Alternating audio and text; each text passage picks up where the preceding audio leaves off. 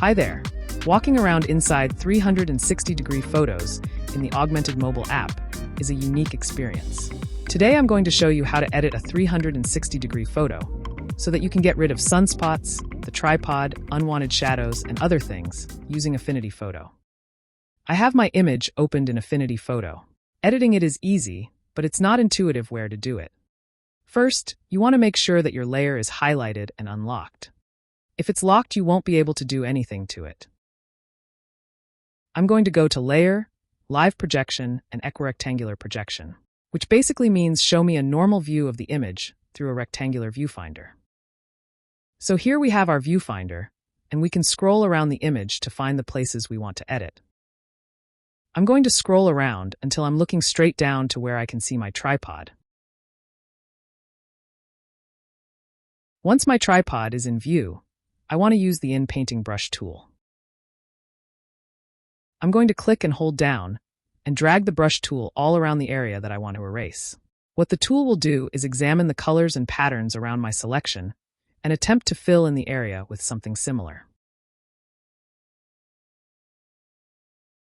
If the brush is too small or too big, you can change the size by adjusting the numbers up or down in this box. When you're done, hit Enter and wait for the result. That looks pretty good. Now, I'm going to do the same thing with the lens flare that ended up in my photo. Not too bad. You should note that some surfaces work better than others. For example, this grass works well because it's easy to hide a randomized pattern that looks like grass. But other surfaces don't work as well. A wood plank walkway, like this one for example, would be difficult because you'd have to try to get all the lines to line up exactly. So the rule of thumb is that random patterns work well. Organized patterns like lines and squares, like with tiles in a floor, are a nightmare. So keep that in mind when you're choosing where to set up your tripod to take your photo.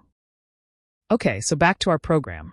Once you've completed your edits on this specific section, we need to transition back to the 360-degree view.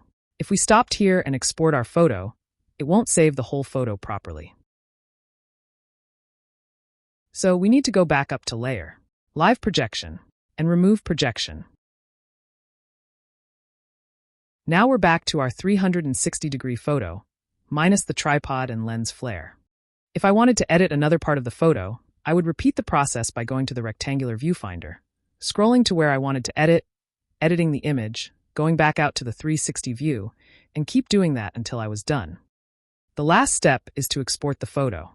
So we want to go to File, Export, and then select the type of file we want. I'm going to select JPEG, but you can choose any format that works for you.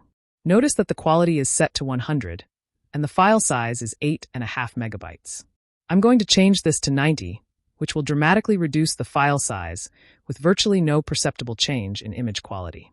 Now, we just export this to our desktop or file folder, and we're done.